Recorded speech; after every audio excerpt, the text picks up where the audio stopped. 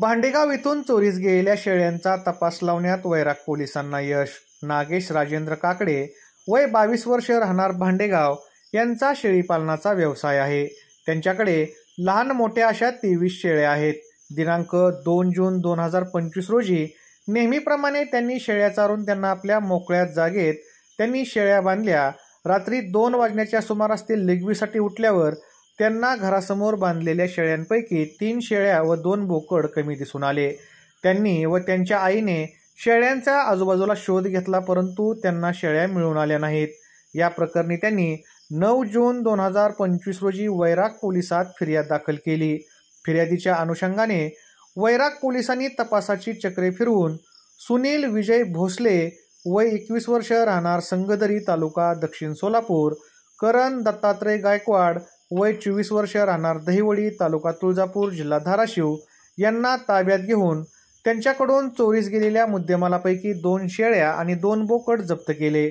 या शेळ्या वैराग पोलीस स्टेशनचे पोलीस निरीक्षक कुंदन गावडे यांनी आज दिनांक 20 जून 2025 रोजी सायंकाळी 8:30 वाजण्याच्या सुमारास फिर्यादी नागेश काकडे याच्याकडे सुपूर्द केल्या। ही कामगिरी पोलीस निरीक्षक कुंदन गावडे यांच्या मार्गदर्शनाखाली सहाय्यक पोलीस फौजदार अरुण माळी, पोलीस हेड कॉन्स्टेबल अमोल भोरे, पोलीस कॉन्स्टेबल आकाश पवार यांच्या पथकाने केली। नमस्कार, मी पी.आय. कुंदन गावडे, वैराग पोलीस ठाणे।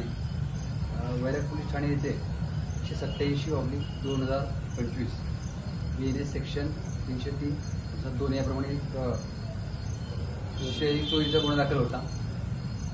त्याच्यामध्ये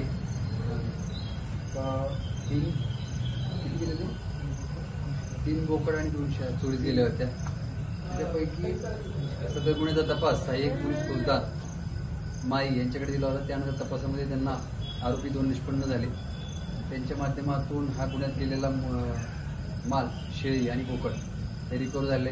त्यात अजून एक आरोपी आहेत, त्यांचा आम्ही शोध घेत आहोत। सदर गुन्ह्याचा तपास आणि सर्व मुद्देमाल जवळपास रिकव्हर होत आहे। ही चांगली कामगिरी सहाय्यक पोलीस उपनिरीक्षक माई, गुन्हे अन्वेषण पथकातले हवालदार भोरे तसेच आकाश पवार यांनी ही संयुक्त कामगिरी केलेली आहे। धन्यवाद।